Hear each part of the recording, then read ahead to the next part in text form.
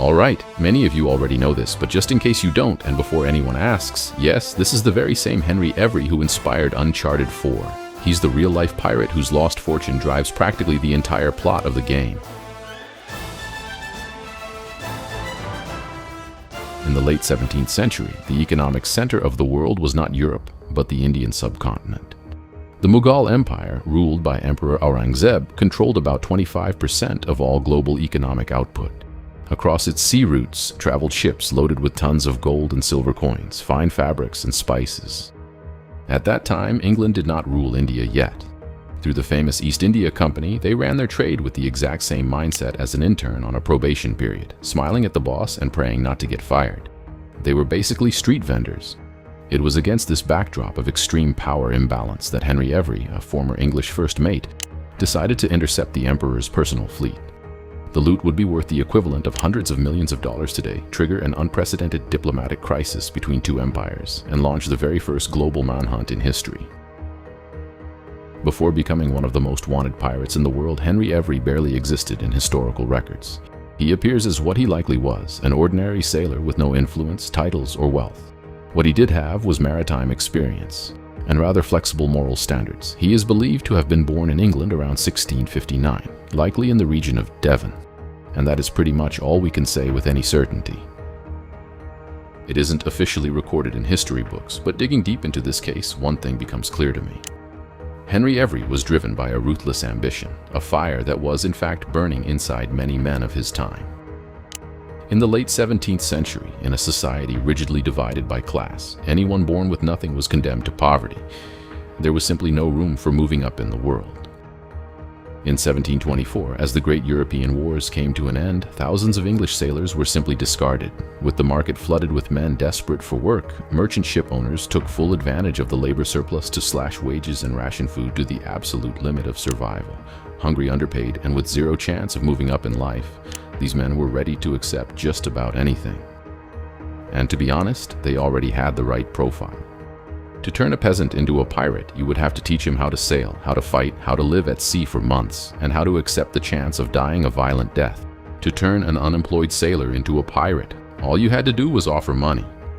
To the elite, piracy was a moral monstrosity, but for those living at the absolute bottom of 17th century society, the logic was brutally simple. Between a whole lifetime of misery and servitude that would end in poverty, or the constant risk of the gallows, they chose the second option. That was how the famous pirate motto that defined an entire era was born: a merry life and a short one. For a man like Every, breaking the rules was the only way out, the only chance to shape his own destiny and reach true wealth. For a time, he served on English ships and gained enough experience to become an officer. He knew how to navigate, understood ship routine, and above all, knew how to manage men confined for months inside a wooden vessel in the middle of the ocean. In 1693, Every secured a position as first mate on the Charles II, one of 4 ships in an operation known as the Spanish Expedition Shipping. The idea came from a group of suits and investors in London, led by the wealthy merchant Sir James Houblon. It was a kind of private military enterprise. The plan was the most bureaucratic and Byzantine thing you've ever heard of. The English supplied the money, the ships, and the sailors. Spain provided authorization, and the French and smugglers were the targets. The fleet was supposed to head to the Caribbean, where it could trade, transport supplies, salvage treasure from shipwrecks, and act against French ships and interests. The 4 ships left England and headed to La Coruña in Spain.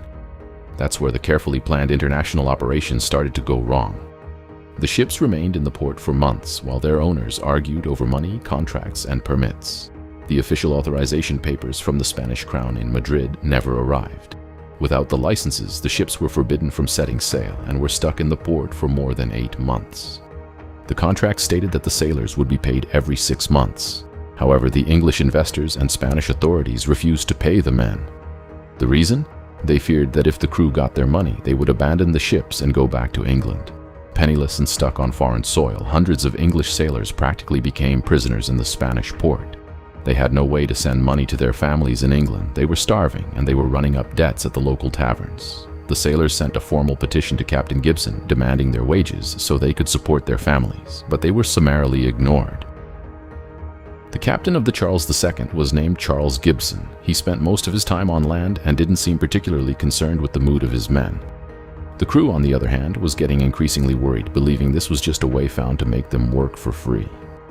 Realizing the situation was unsustainable, the sailors began to organize in secret. Being an experienced officer, respected by the crew, and coming from a humble background, Henry Every was chosen to lead a conspiracy. Every probably looked at the entire fleet and thought, if we're going to steal a ship, it makes zero sense to take the slowest one. So he went straight for the Charles II, the fastest and most heavily armed ship in the flotilla. On the night of May 9th, 1694, Every put the plan into action. He gathered about 25 of his most trusted men aboard the Charles II, while other conspirators arrived silently in small boats from other ships in the fleet. Noticing the strange movement in the dark, the captain of the sister ship, the James, shouted through the night asking what was going on. Every responded with irony. I know perfectly well what is happening. The James even fired its cannons at the Charles II, but Every cut the anchor chains and took advantage of the night wind to escape at high speed. The ship left the port of A Coruña and disappeared into the horizon before any vessel could react. Once they were on the open sea, far from the coast, Every gathered the men who hadn't participated in the conspiracy and gave them a choice. Anyone who didn't want to follow a life of crime could leave the ship. Every was starting a pirate career by offering more freedom of choice than many merchant captains gave to their own crews. Even the former captain, Charles Gibson, who had woken up from his drunken stupor in the middle of the escape without a clue of what was going on, was offered the chance to stay on board. Only now he would have to take orders from his former first officer. A professionally humiliating offer, but surprisingly generous for the standards of a mutiny. Gibson refused. He and about 15 loyal sailors were put on a boat and sent back to the coast. The ship's surgeon, however, was not given that option. Apparently, democracy ended where the need for someone capable of amputating a leg began. With the old captain out of the way, Henry Every took command and moved quickly. It was at this moment that he summed up his new life with the famous quote, "I am a man of fortune and must seek my fortune." To seal the new alliance, Every established the ship's rules and the division of spoils. Each crew member would receive an equal share of whatever was captured, and the captain would receive only 2 shares. This made Every only twice as important as the guy sweeping the deck. Considering that some merchant captains acted as if they were worth 50, it was surprisingly modest. Around 85 men set sail aboard the Charles II. The first stop was on the island of Mayo in Cape Verde. There they found 3 English ships. Every was still avoiding openly attacking vessels from his own country, but that depended on need. His men took provisions, an anchor, and a cable from the ships, hardly glamorous items, but essential for keeping a ship of that size crossing the oceans. About 9 English sailors abandoned their ships and decided to join Every. This would start repeating itself throughout the voyage. The crew that had mutinied because they weren't getting paid was now finding other sailors willing to abandon legal jobs to try their luck as pirates. From Cape Verde, the Charles II headed to the Guinea coast. There, the men obtained a small amount of gold dust by pretending to conduct a trade deal. They were still far from the fortunes Every was looking for in the east, but the nature of the journey was taking shape. After leaving the coast of Guinea, Every took the Charles II to Bioko Island. There, the ship underwent drastic changes. The crew cleaned the hull below the waterline, removing the accumulated grime that increased drag. Every also ordered the ship's structure to be lowered, sawing away and removing much of the upper works at the bow and stern. Keeping the name of an English warship was a bit too much irony, even by pirate standards. So Every decided to change it. The Charles II was reborn under a new name, Fancy. No blueprints of the modification survived, but it's known that the effect was radical. Months later, the result of these changes would be put to the test. Near Madagascar, ships from the East India Company tried to chase the Fancy. But I'll save that part for later. I don't want to mess up the timeline. With the ship transformed, the Fancy headed to Principe Island, a Portuguese possession where the lookouts spotted 2 Danish ships. The vessels were captured after some resistance. The sailors looted small arms, chests of linen, 40 pounds of gold dust, and a massive amount of wine. It wasn't the legendary fortune Every had crossed the Atlantic to find, but everything there had immediate use.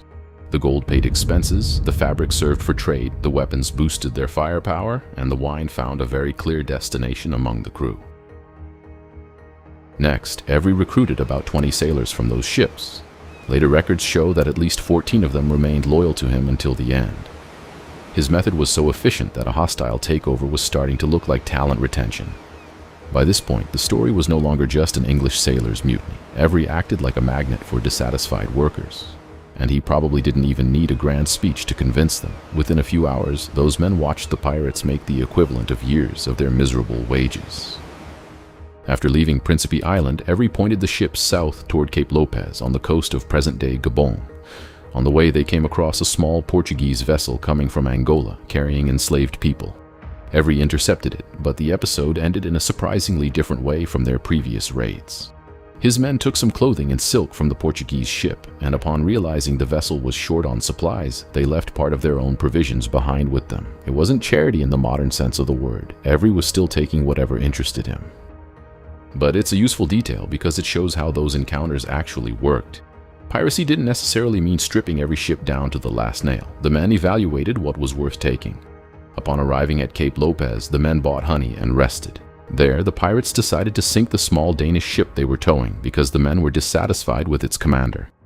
The Fancy went on alone once again. The next stop was Annobon, a small volcanic island near the African coast. There, the sailors bought water, oranges, and about 50 pigs, paying partly in cash and partly with goods. Every few hundred or thousand miles, they needed to find water, meat, fruit, and everything necessary to keep over 100 men alive and able to work. This made the journey a curious mix of piracy and ordinary trade. On one island, they robbed. On the next, they paid. From Annobon, the Fancy finally left the west coast of Africa behind and began the long passage around the Cape of Good Hope heading toward Madagascar. There, they made another extended stop to gather provisions and work on the ship. They stayed in the region for a month and acquired about 100 head of cattle to resupply the crew. The Fancy was cleaned once again. Then they headed to Johanna in the Comoros Islands. Shortly before docking, the pirates attacked a small local vessel, which ended up running aground during the confrontation. One of Every's men died, and the pirates took part of the cargo before heading onto the island. Every was approaching one of the richest trade routes in the world, and his arrival did not go unnoticed. In February 1695, Henry Every wrote a letter addressed to English captains sailing the Indian Ocean. He claimed he had never attacked an English or Dutch vessel and had no intention of starting now. He also left instructions on how to signal so they wouldn't be raided. Upon sighting the Fancy, the English captain was supposed to roll his flag into a ball and hoist it to the mizzenmast. Every would respond with the same signal and allow the ship to continue its journey. He warned that his men were hungry, strong, and determined. If an English ship failed to give the signal and his crew decided to attack, he might not be able to stop them. In other words, I don't want to attack you, but it would be great if you didn't give my men an excuse. The letter was at once a promise, a threat, and a public relations attempt. Every knew that the East India Company kept powerful ships in the region. Attacking English merchants could turn a pirate operation into a direct problem for the crown. Therefore, he tried to present the Fancy as a kind of mugging service with an exemption for English clients. The signature at the bottom of the document is pure administrative irony. A friend to the English. The letter was left at Johanna to be handed to the first English commander who passed by the island. Remember how I said at the beginning of the video that the modifications made months earlier on the Fancy would be put to the test in the Comoros Islands? Here, ships from the East India Company recognized the stolen vessel and tried to give chase, but they couldn't keep up. When the news reached Bombay in May 1695, the company's report practically turned into a review of every ship. The EIC officials noted that a large part of the upper works had been removed and that the former Charles, which already sailed well before, was now much more agile. The chase ended with the pursuers basically admitting, yeah, the pirate did an excellent job. At that moment, company officials realized where the ship was heading. They warned Bombay that Every would likely head for the Red Sea, where he could attack trade in the region. And they immediately understood the problem. If a group of Englishmen started raiding ships connected to the Mughal Empire, the ones who would have to explain it to the authorities in Surat wouldn't be Every. It would be the English East India Company. Even before the Great Raid, the English had already foreseen the disaster. They just didn't have a ship fast enough to do anything about it. Every, however, didn't head directly to the Red Sea just yet. From Johanna, he sailed to a place that John Dan called Paddy on the East African coast. Then he returned, passing by the island of Grande Comore, where he gathered provisions once again. When he returned to Johanna, he found something his growing crew desperately needed: rice. The pirates captured a vessel loaded with the product and kept the cargo. Next, while still in Johanna, Every ran into 13 French sailors in a situation that was rather convenient for both sides. They had worked as privateers in those waters, sailing under English colors, until they lost their ship in a shipwreck. These were seasoned sailors who had spent the last several months doing the exact same kind of work Every intended to do. With a resume like that, they didn't even need a group interview to get hired. The recruitment happened almost naturally. There were plenty of other Frenchmen in the region. In a message left for English commanders in Johanna, Evry himself warned that there were about 160 armed Frenchmen on Mohali looking for a chance to seize another ship. We don't know for sure whether the 13 recruited by Evry belonged to that exact group, but the episode shows the kind of maritime environment that existed at the time. Evry headed for the Red Sea, and on the way he encountered 2 other English ships operating in the region. The first was the Dolphin, commanded by Captain Richard Want, with roughly 60 men and about 6 guns. The second was the Portsmouth Adventure, commanded by Joseph Farrow, also carrying around 60 men and similar firepower. Up to that point, Evry had been incorporating individuals into his crew. Now he was starting to incorporate entire ships. The 3 sailed to the small island of Perem in the Bab el-Mandeb Strait. It was a position practically tailor-made for the kind of operation they were planning. Any vessel leaving the Red Sea toward the Indian Ocean had to pass through that choke point. They stayed there for only one night before 3 more English sails appeared. One was commanded by Thomas Wake, who had sailed out of Boston. Another was the brigantine Pearl, commanded by William Moose from Rhode Island. The third was a small sloop called the Amity. Its commander was Thomas Stew.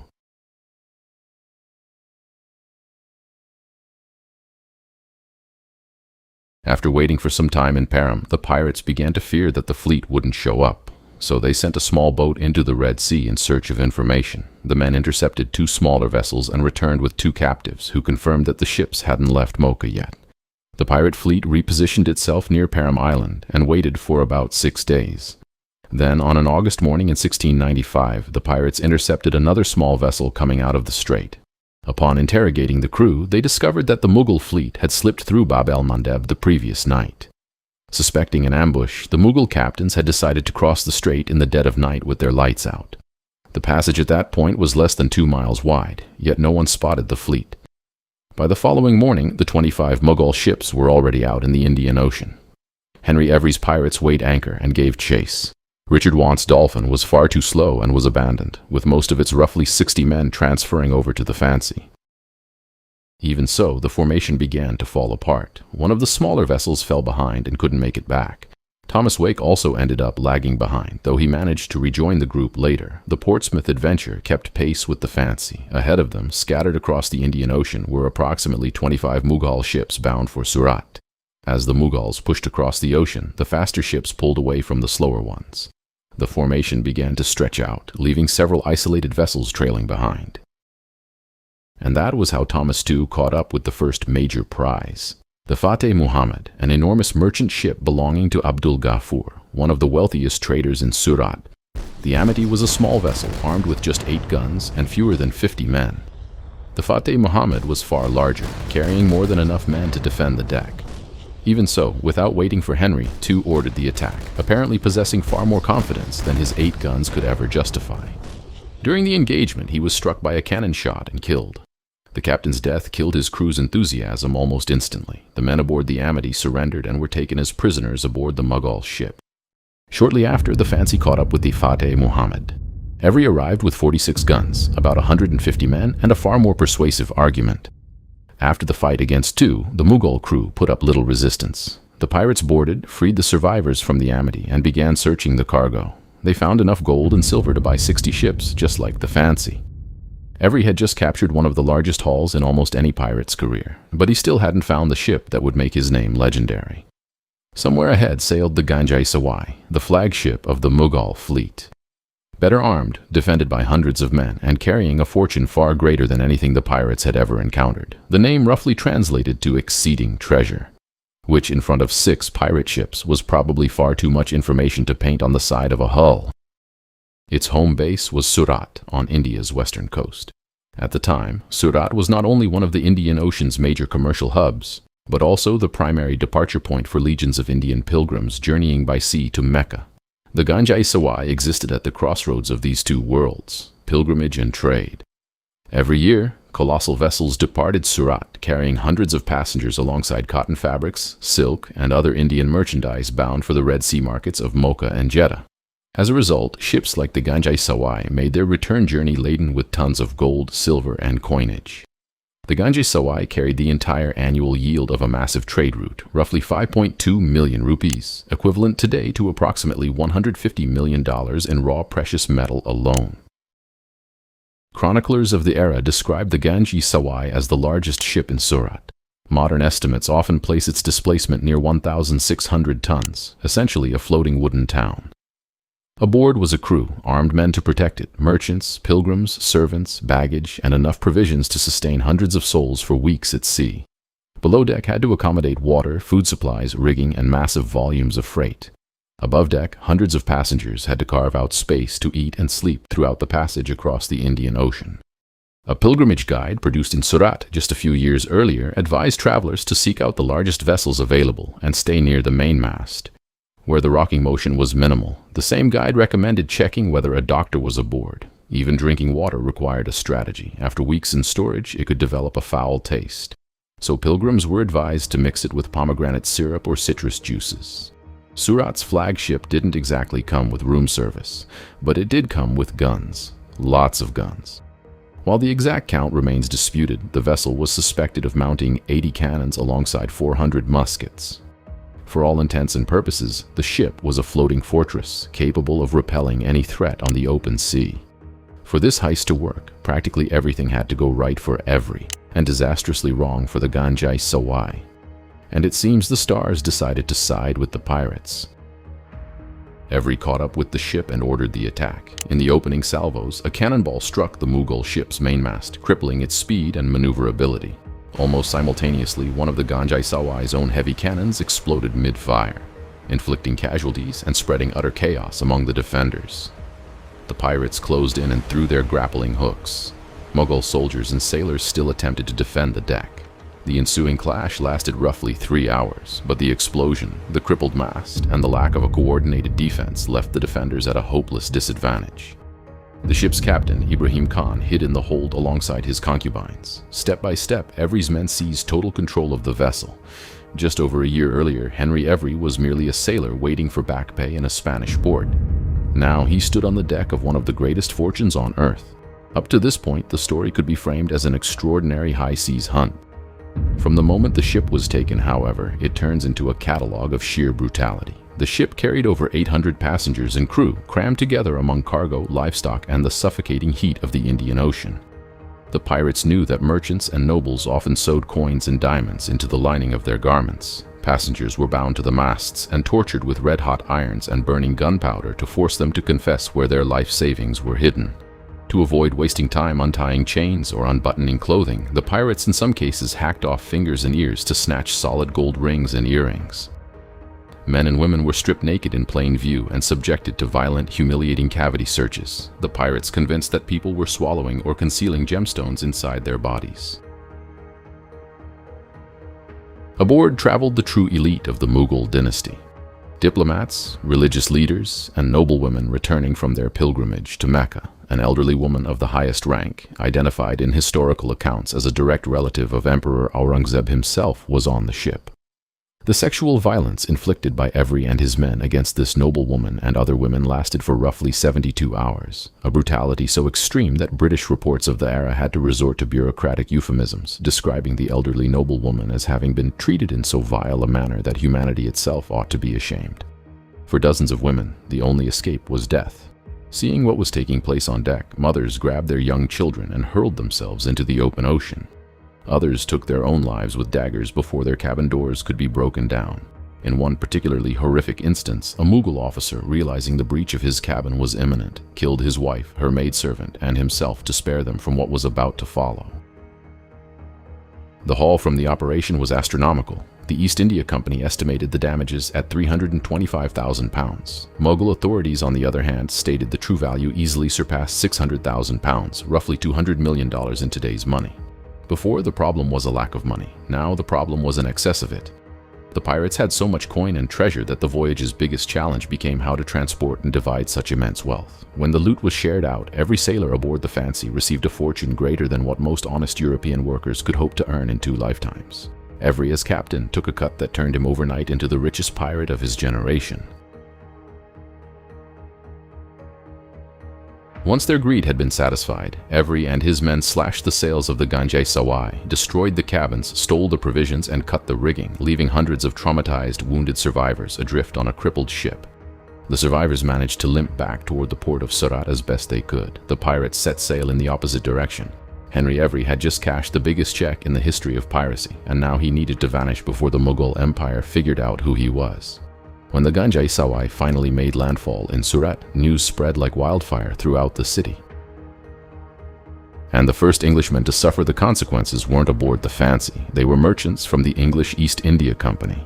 Beyond the robbery, survivors arrived bearing grim accounts of murders, torture, and horrific violence inflicted upon the passengers. The city was enraged. Tensions escalated to the point where English officials were in immediate danger of being mobbed by the local population. The governor of Surat deployed soldiers to surround the company's trading post. The English were essentially under house arrest. Every was likely hundreds of miles away. The Englishmen in Surat were left footing the bill. The news traveled swiftly up the Mughal hierarchy until it reached Aurangzeb himself. Only three things truly tested the Mughal emperor's patience: heresies against Islam, outright rebellions, and an English pirate stealing an imperial fortune in a single afternoon. Henry Every was English. The Fancy was an English ship. Most of his crew was English, and the English maintained trading posts within the Mughal Empire. To Aurangzeb, the distinction between English pirates and English merchants swearing they'd never seen those pirates wasn't particularly convincing. Company officials remained detained, English trade was brought to a standstill, and the escalating crisis began to threaten the entire British presence in the region. Aurangzeb even went so far as to consider military action against Bombay, the primary English base in India. Now the company had to explain to the most powerful man on the subcontinent that the Englishman who had just stolen one of his greatest ships didn't work for them. To reopen trade, the company promised to assist in hunting down those responsible, negotiate compensation for the losses, and help escort and protect Mughal ships against future pirate attacks. England wanted him arrested because he was a criminal. The company wanted him arrested because they needed to keep doing business in India. Aurangzeb was likely fine with either outcome. Bounty notices and warrants began circulating through English ports, American colonies, Caribbean islands, and trading posts across the globe. Governors, merchants, sea captains, and colonial agents received detailed descriptions of the Fancy, Every, and his key crewmen. The man who had initially just wanted his unpaid wages was now public enemy number one across two continental empires. Henry Every had become one of history's first targets of a worldwide manhunt. Meanwhile, he was sailing to the other side of the planet. Every crossed the Atlantic and in the spring of 1696 made landfall in the Bahamas. The Fancy dropped anchor off the island of New Providence, home to Nassau. At the time, Nassau was not yet the notorious pirate republic that would emerge years later. It was merely a small, poorly defended colony governed by a man named Nicholas Trott. Every introduced himself as Henry Bridgman, captain of an interloping merchant vessel returning from Africa with over 100 men, a valuable cargo, and a few minor licensing issues. It was a hard story to swallow. Fortunately, Every didn't need the governor to believe it. A few men were sent ashore into Nassau carrying a letter for Trott.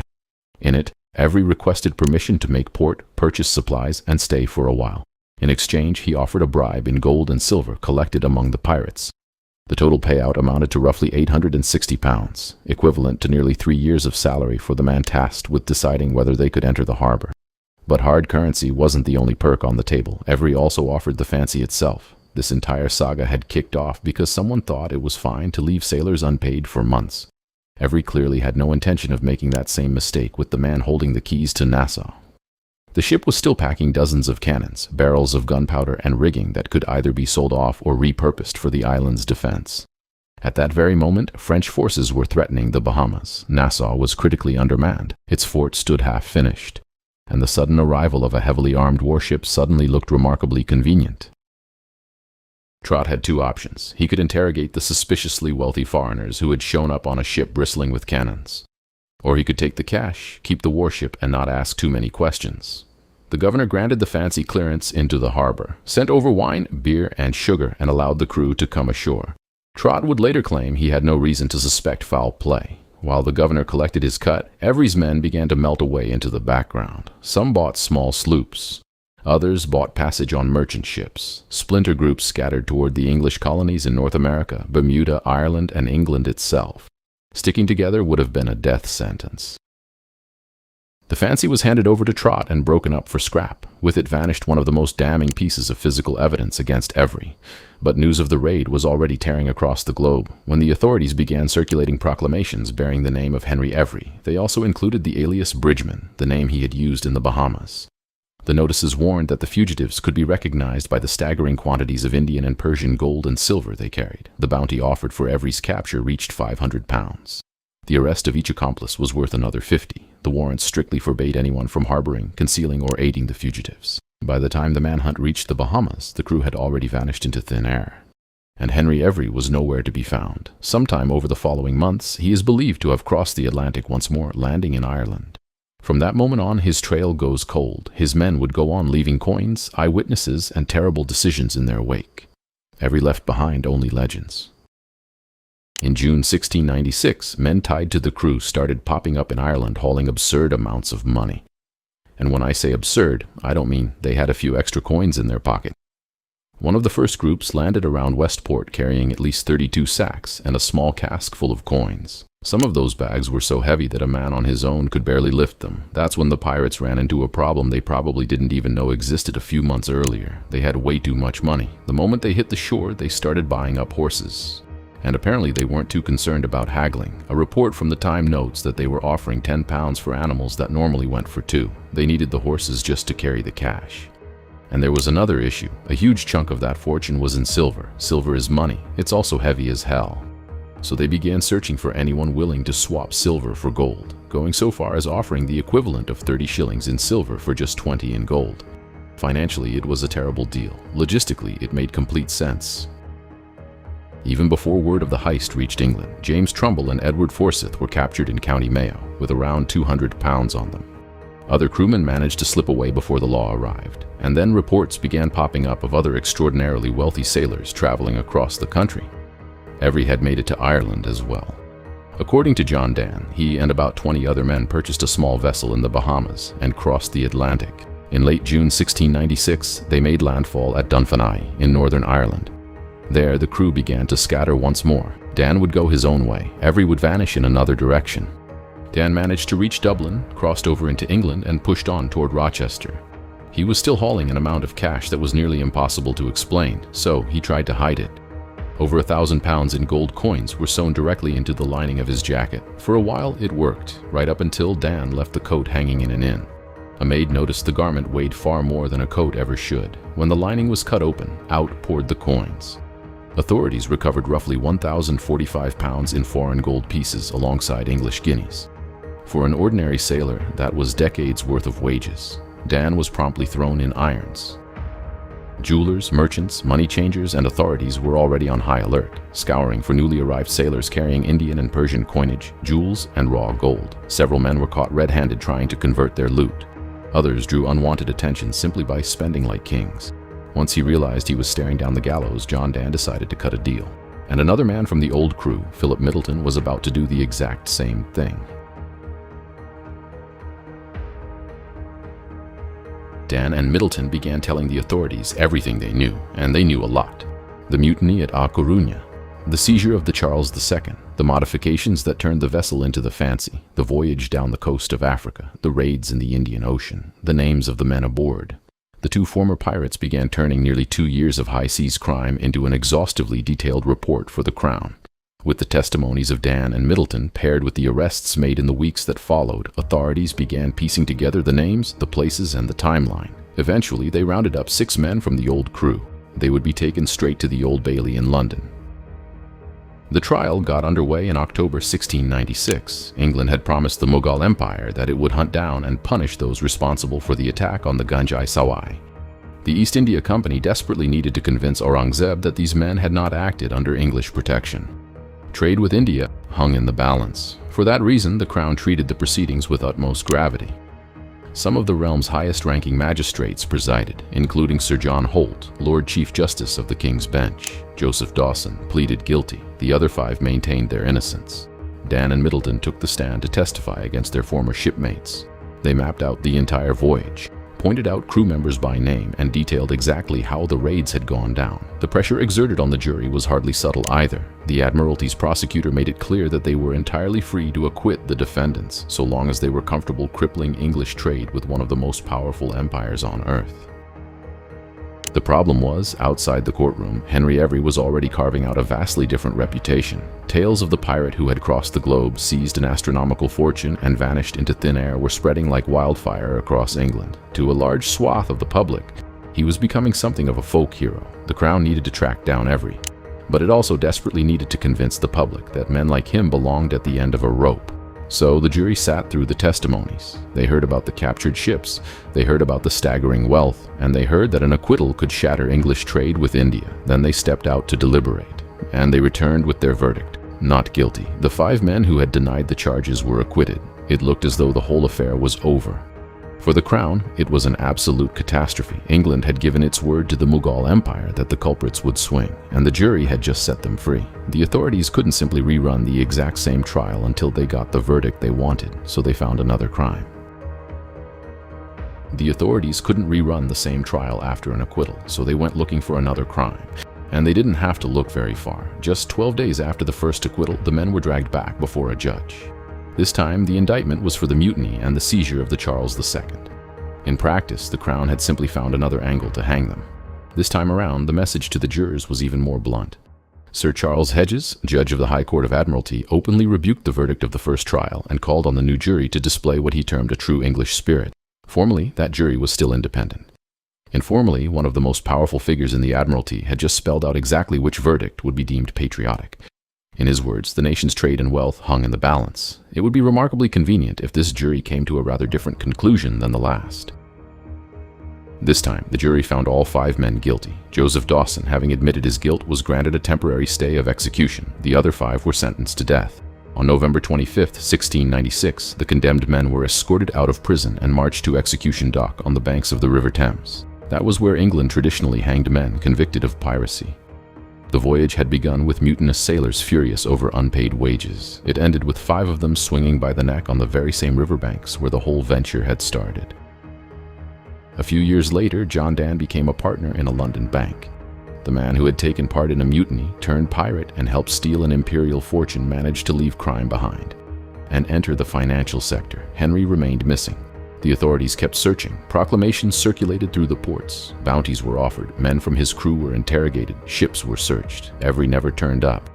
And the more time passed, the harder it became to separate the real man from the stories told about him. One version said that Every had managed to secretly return to England. According to this story, he still had diamonds taken during the expedition and looked for merchants in Bristol to sell them without drawing attention. The merchants reportedly realized the advantage they held.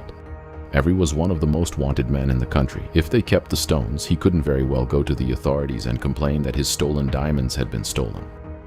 According to this version, that was exactly what happened.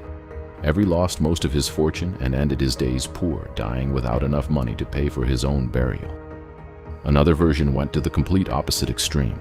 Every had allegedly returned to the Indian Ocean, established a huge pirate colony in Madagascar, and become a king.